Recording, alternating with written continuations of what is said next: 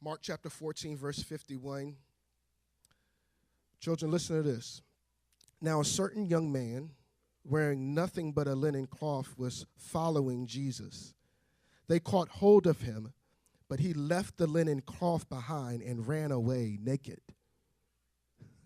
I'm so happy I got one laugh out of that. Thank you, Evan. They led Jesus away to the high priest, and all the chief priests, the elders, and the scribes assembled. Peter followed him at a distance, right into the high priest's courtyard. And he was sitting with the servants, warming himself by the fire. The chief priests and the whole Sanhedrin were looking for testimony against Jesus to put him to death. But they could not find any, for many were giving false testimony against Jesus, and their testimonies did not agree. Some stood up and gave false testimony against him, stating, "We heard him say, 'I will destroy this temple made with human hands, and in 3 days I will build another not made by hands.' Yet their testimony did not agree, even on this." Then the high priest stood up before them all and questioned Jesus. "Don't you have an answer to what these men are testifying against you?" But he kept silent and did not answer. Again, the high priest questioned him, "Are you the Messiah, the Son of the Blessed One?" "I am," said Jesus.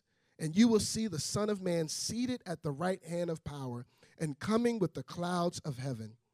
Then the high priest tore his robes and said, "Why do we still need witnesses? You have heard the blasphemy. What is your decision?" And they all condemned Jesus as deserving death. Then some of them began to spit on Jesus and to blindfold Jesus and to beat him, saying, "Prophesy." The temple servants also took him and slapped him. While Peter was in the courtyard below,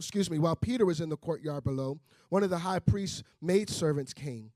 And when she saw Peter warming himself, she looked at him and said, You also were with Jesus, the man from Nazareth."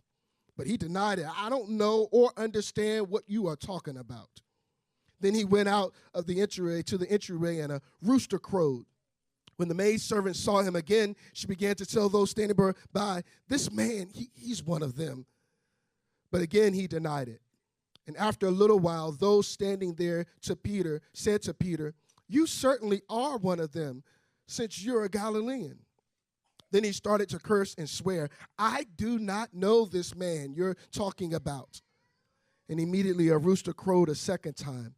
And Peter remembered when Jesus had spoken the word to him, "Before the rooster crows twice, you will deny me 3 times." And he broke down and wept. The word of the Lord is blessed. Amen. This morning, I want to title our sermon from this text, Unashamed. Unashamed. Young people, have you all heard of this group called the 116 Clique? The 116 Clique. Have y'all heard of a group called the 116, the 116 Clique? Well, it's a group of Christian rappers. The rappers, they decided to bond together, and they decided to call themselves the 116 Clique or the 116 Clique. I'll take your questions in a little bit. Initially, it started by these 3 gospel rappers. Y'all might want to write these down, parents, so y'all can have some good stuff to put on in the car that your kids will bop to. 3 gospel rappers. Their names are Lecrae, Trip Lee, and Tadashi. Lecrae is spelled Lecrae. Trip Lee is Trip, 2 words, Lee. And Tadashi is spelled Tedashii.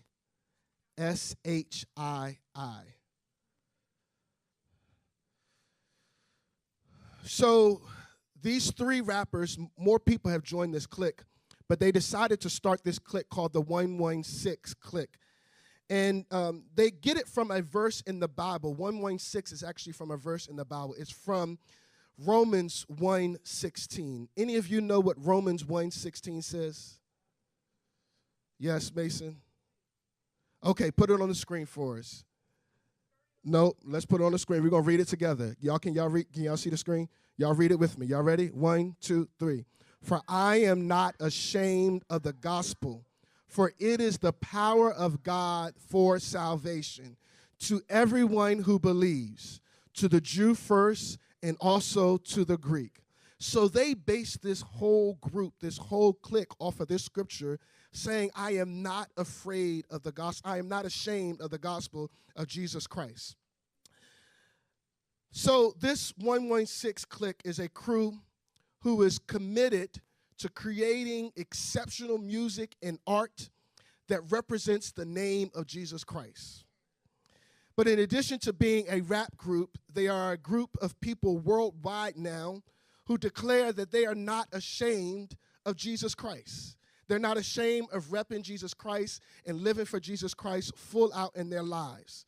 Every day they say they want to be unashamed of Jesus Christ in everything they do. Now, many of you may or may not know these guys, but I hope you will in a little bit. But because you may not know who they are, I put a clip together of some songs together. They're just snippets, just to tease you a little bit of their music, okay? But in order for me to play it, I need y'all help. Y'all weren't dancing earlier when Sister Tiffany was asking you to dance, but I need y'all to stand up.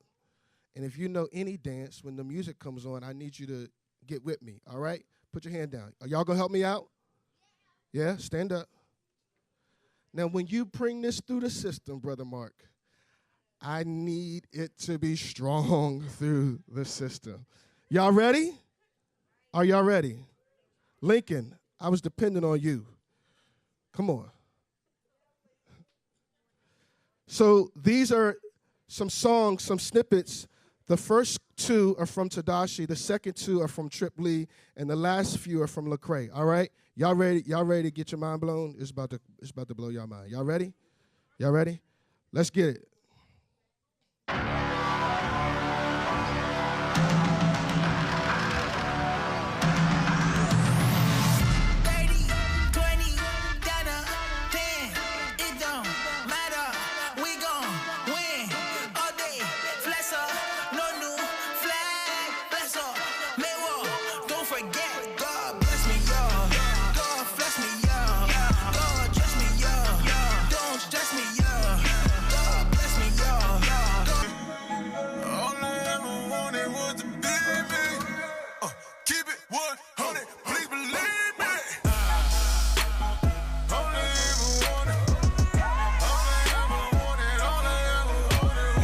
Break the music. Y'all not dancing. What's going on? Press pause real quick.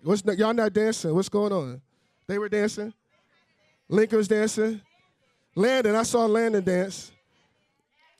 Okay, can you turn the bass up for me?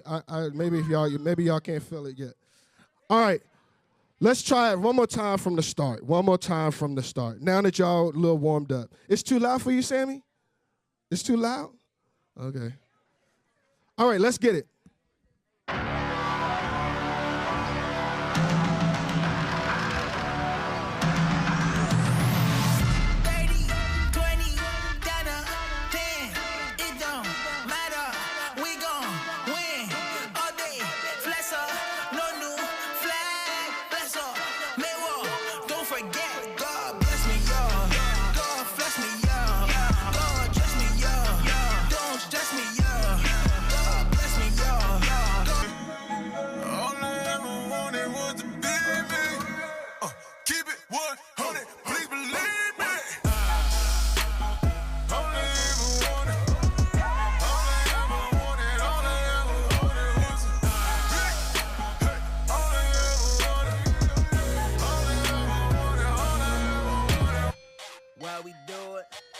Why we do it?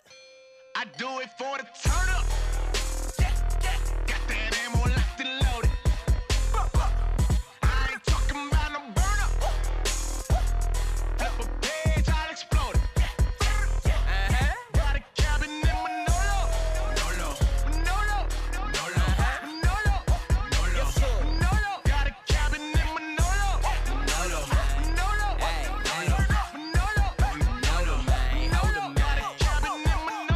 Tryna tell them boys I never leave. Let's get on G.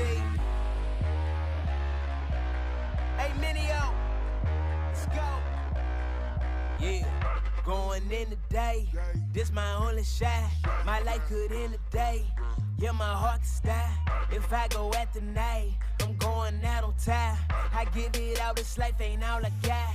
Yo, son, now wait a minute, bruh. I see y'all rocking with your hands high. Waiting for that beat to take off 808 on standby. When I'm breathing bangles, I say stay my shit, I stand by. Grind gon' shake that beat drop, landslide. Please let me off my leash. I feel it, I'm feeling too good. Like I'm a beast. Like a gorilla who's real in the hood. So I'm going on and on. I'll be resting when I'm gone. Rise and grind is what I'm on. Bruh, that's why I wrote the song. So I wouldn't know. I wouldn't know. Flexing in your Panamera. Get back right. I had to get back right. Get back right. I had to get back right.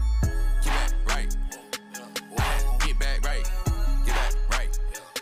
I had to get back right. Fell off. Lost my cool. Whoa, say. Bounce back. Got dirt on my shoes. Got back right. When you got real power, you can't lose. I had to get back right. Yeah, I had to get back right. I don't really stress, I pray more. Did a little stretch my case out. I've been doing this since you was like, oh, on the wave, oh, playing with your Legos. Look, I don't cap my rap facts. You ain't go and check the stats. You and your squad versus me and my guy. Look, bro, you ain't finna win that. I don't do the This most, the last one. but I do a lot. I'ma make a toast, cause we still alive. No big, I feel like Pac. I shoot a shot. I'm coming in hot.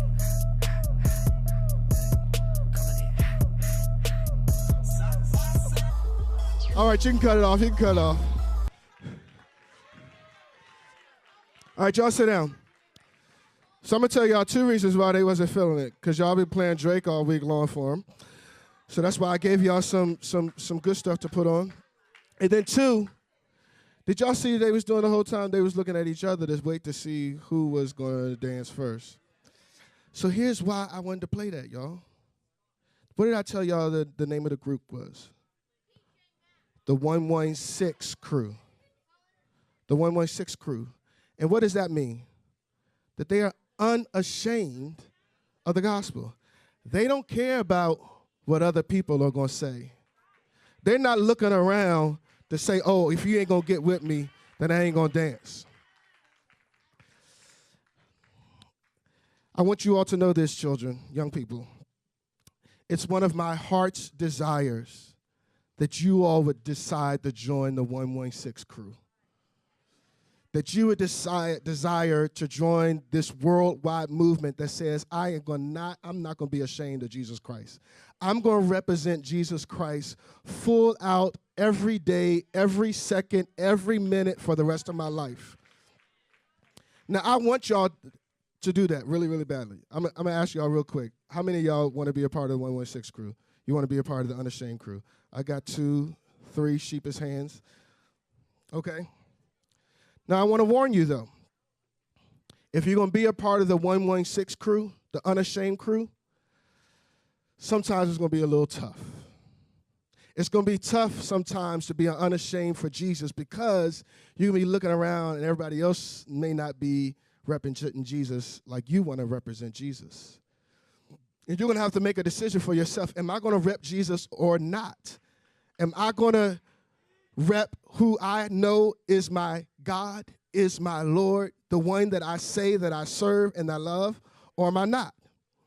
Being unashamed for Jesus is not always going to be easy.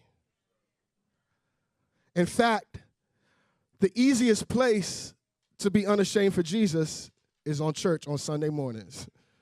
That's the easiest time. But sometimes it's going to be a little bit difficult. It's not going to be easy. And I want to caution you that if you want to be a part of the 116 clique, and if you want to be unashamed for Jesus, it's not going to be easy. And sometimes you're going to feel like it's easier to do what everybody else does. Sometimes it's going to be easier. It's going to feel like it's easier, it's safer, it's less difficult, it's more convenient to act like you're not down with Jesus. And to act like you don't want to rep Jesus, and to act like Jesus is not your God. And there are going to be times where you feel like you would rather not stick with Jesus. You rather do your own thing. And in essence, you're actually leaving Jesus because you're deciding to do your own thing. And I wanted y'all to know this because many of y'all say y'all love Jesus. How many of y'all love Jesus? Y'all say y'all love Jesus. And I just want to caution you. It's going to be times where it's not going to be easy to say you love Jesus. There are going to be times where it's going to be more convenient and more comfortable for you not to act like you love Jesus. In fact, one of the things that we see in this passage in Mark chapter 14 is this idea of being unashamed of being with Jesus. Now, I've read the verses 51 through 52 where the little boy in this passage, he runs away naked. Did y'all hear that part? That's kind of crazy that that's in the Bible, right? That a little boy can be on the scene. Jesus has just been arrested, and this little boy is following Jesus, and he's kind of associated with Jesus. And he realizes that if he stays with Jesus, he sticks with Jesus, he's going to have to go to jail too, like Jesus. And so he decides, instead of sticking with Jesus, he decides to run away. And when he's running away, they have grabbed his clothes, and it's in the middle of the night, so he's just jumped out of bed. He just has his pajamas on. It's just like he has his robe on. And they grab his robe, and he runs, and they grab his robe, and then he runs away naked because they have his robe. That's kind of crazy, ain't it, that's in the Bible? I love that type of stuff that is in the Bible because it lets you know that it actually really happened. It's not made up. This stuff actually happened. But it also gives us an idea of what it can feel like sticking with Jesus sometimes. What it can feel like to be unashamed for Jesus. It shows us just how easily it can feel when you want to stick with Jesus, but then you're not sure if you want to stick with him because it may not be comfortable to stick with Jesus. Because that means sticking with Jesus might mean that you have to go into a difficult situation or into a situation that may not be comfortable or that may not be convenient or that may not be safe. But what we see is that this guy, he runs away from Jesus. And instead of sticking with Jesus, he decides to find a way to avoid the difficult situation with Jesus. He decides to try to do something so that he can find himself in an easier situation. He decides not to stick with Jesus, and he actually decides to save himself from what he thinks what is about to happen with Jesus. And in those moments, it can seem difficult to be unashamed of Jesus. It's the moments when you're in school and everybody else wants to do one thing, and you know that you're not supposed to do that thing. Are you going to stick with Jesus, or are you going to run away from Jesus to stick with other people and to fit in? Now listen, don't forget, y'all said y'all love Jesus, and I'm only telling you this because I want you to be cautious of the fact that sometimes sticking with Jesus is not going to seem easy. But not only do we see this little boy who runs away naked, but we also see Peter who denies Jesus 3 times. Peter was Jesus' homeboy. And Jesus had been rocking with Peter for all of his life. And now Peter gets to a moment where he sees Jesus is on trial. And they come after Peter, and they're like, Peter, weren't you kicking it with Jesus? And he's like, nah, I was not with Jesus. I don't even know who he is. And then they come to him again, and they ask him again, I think that you were with Jesus. I mean, matter of fact, the 3rd time they come to him, they're like, you look like one of the people that was with Jesus because of where you're from. And 3 times Peter denies Jesus. 3 times Peter acts like he doesn't know Jesus. 3 times Peter is ashamed of being associated with Jesus. Why? Because it was more convenient, more comfortable, and less difficult to be unassociated from Jesus and to be ashamed of Jesus.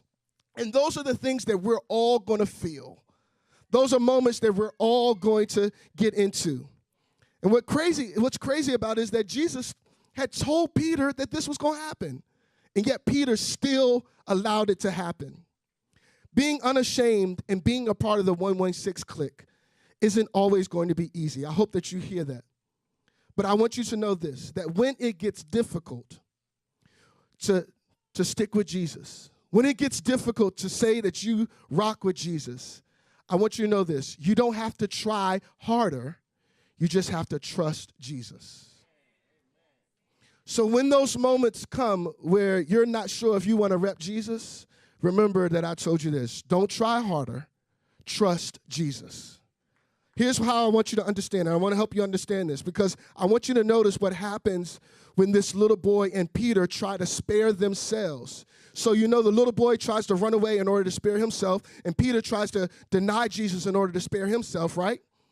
But listen to see what happens. They both try to spare themselves from what they think will be uncomfortable, but when they do that, they find themselves in a situation where they have egg on their face.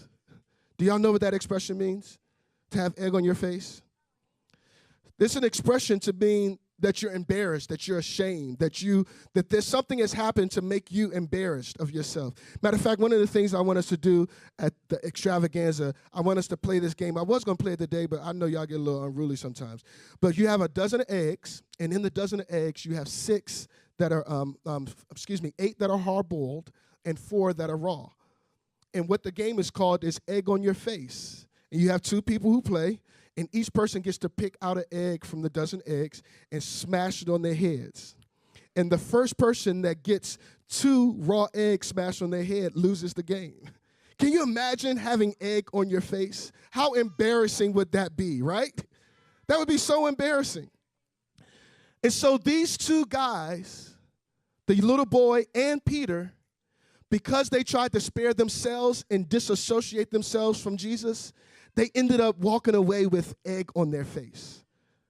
The first little boy, he ran away. He was naked. Everybody saw him naked. He was exposed.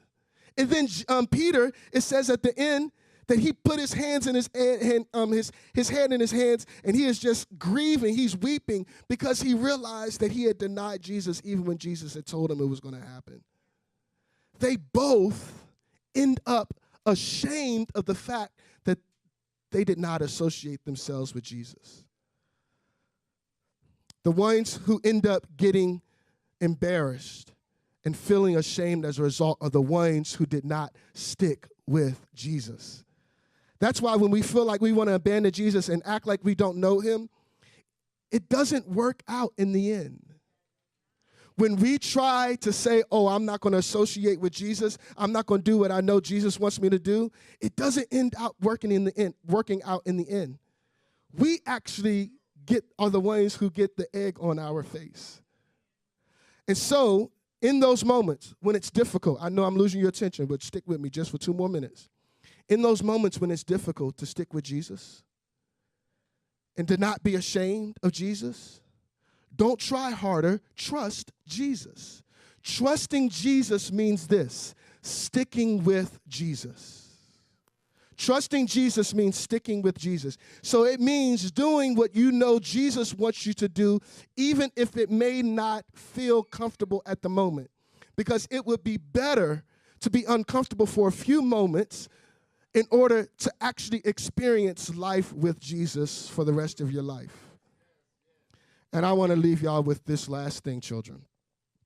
There is not much more in this world that is more freeing than being able to be unashamed of associating with Jesus.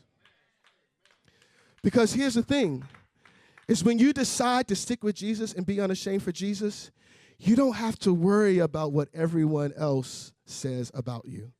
You don't have to look around and try to fit in and try to do what they think is cool. You can be yourself with Jesus because he accepts you no matter what you do.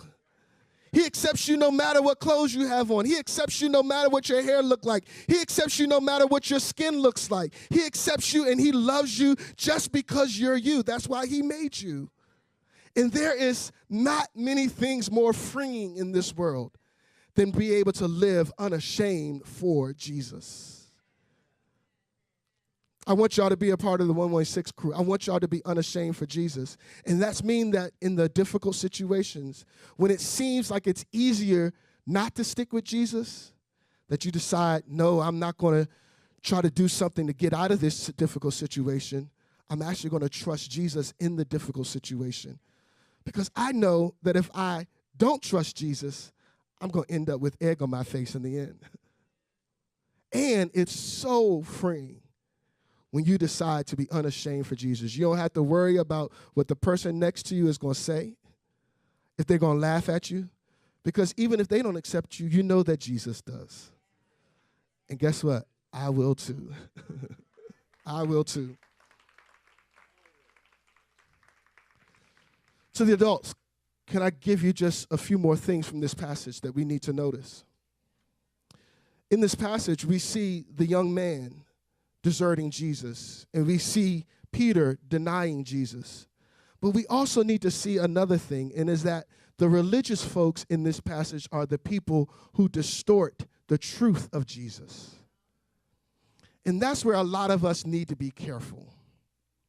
Because we will be tempted not only to desert Jesus and not only to deny Jesus, but we will be tempted to distort the truth of Jesus. When we don't know what the truth is, we are left to distorting the truth. And there are few people who distort the truth like religious church folks.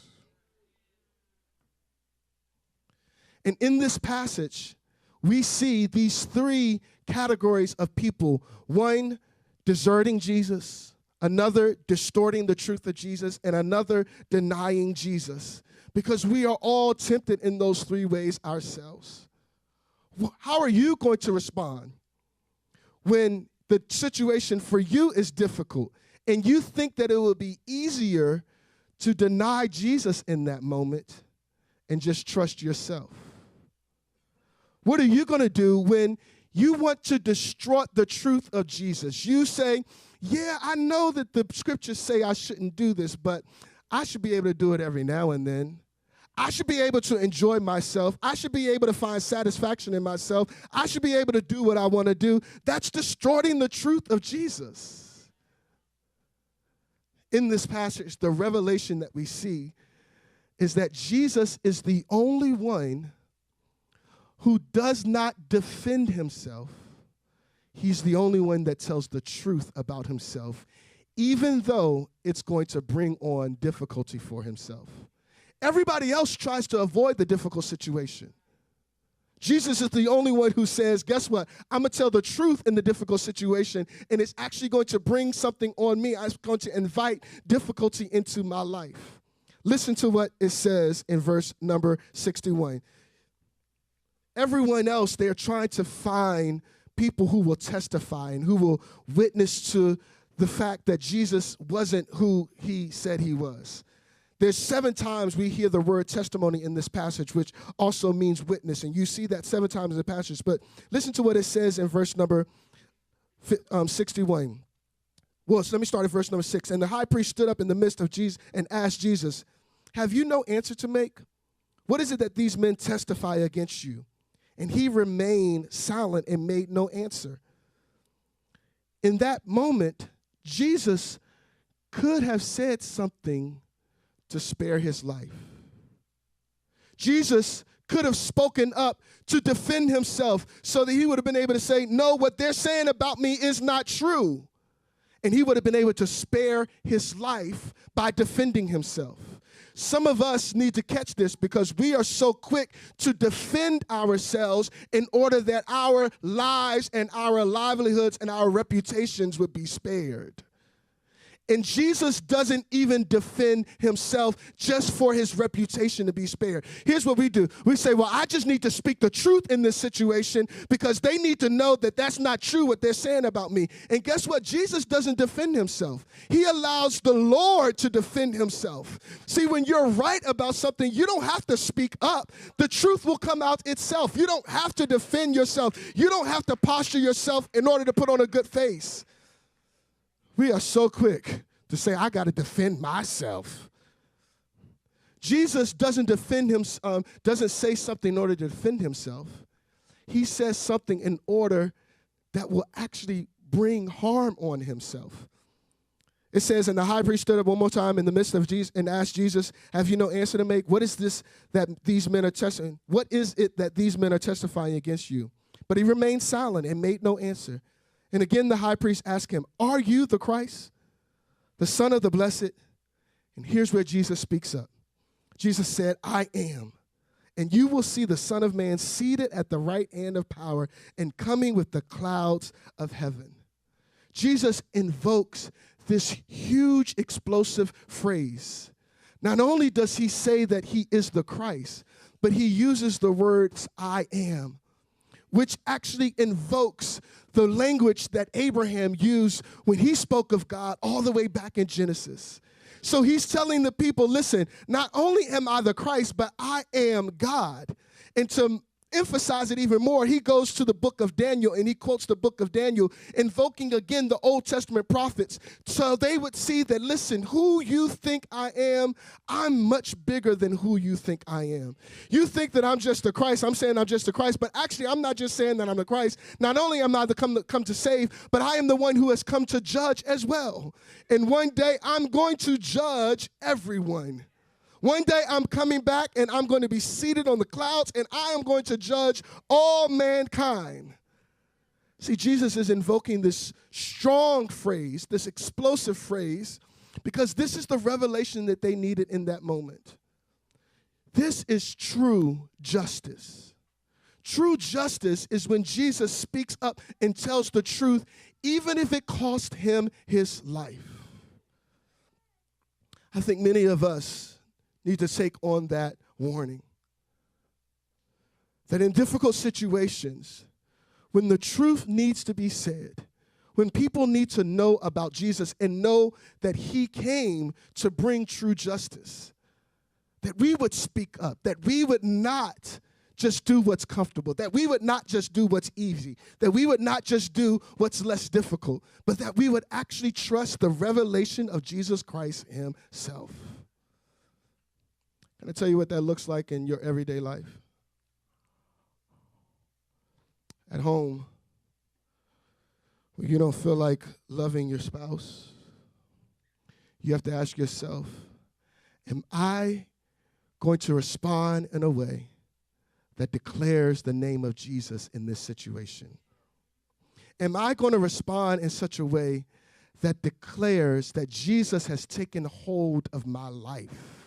That he is Lord and ruler over my life? Or am I going to do what's easy, comfortable, and convenient? On your job, it looks like this.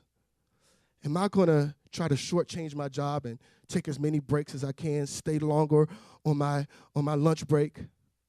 Am I going to try to finagle my way up the corporate ladder, even if I have to cheat and lie? It looks like this in our world. Who will I decide to vote for? Will I vote for the person who is bringing injustice into people's lives? Or the person who will bring justice to people's lives? It's about not just looking for what is comfortable and convenient and easy, but it is bringing the truth and admitting that Jesus actually is who he said he is. This is a revelation from the Lord. And only Jesus can be Lord. Will you trust Jesus? Will you be unashamed of Jesus? Will you be a part of the 116 clique or not? The crazy thing is that this passage shows us what happens if we deny Jesus, if we don't stick with Jesus. When it's all said and done, we're going to be ashamed that we did not stick with Jesus. We're going to have egg on our face when Jesus is judging, saying, why didn't I stick with Jesus? The truth is, it's a revelation that he is coming back again. And he came to die, and he says this truth in order that it would take him to the cross, so that he would die for you, so that when he does come back to judge, he can look at you and say, that's one of my own. I don't have to judge them like I'm going to judge everybody else. He accepts this when nobody else does because he wants to die for you. He is committed to your salvation, and he is committed to fulfilling God's will. And so even though everyone else denied the truth, even though everyone else distorted the truth, and even though everyone else they deserted the truth. Jesus admits the truth in this situation. He declares the truth in this situation. And because he does, it shows his commitment to you. Who else would say, yeah, that's me, knowing that by doing so it was going to bring execution on their life? He did that because he was committed to you. If he can be committed to you like that, surely we can be committed to him. Surely he can be Lord over our lives, and surely we can trust him with our life. Surely we can trust him in those moments when it feels like it would be easier to desert him being Lord of our life. Surely we can trust him in our lives when it would seem less difficult to stick with Jesus. You can trust him because he committed his life for you. And he committed to fulfilling everything that the Father asked him to do for you. For you. Thank you, God, for this time in your word.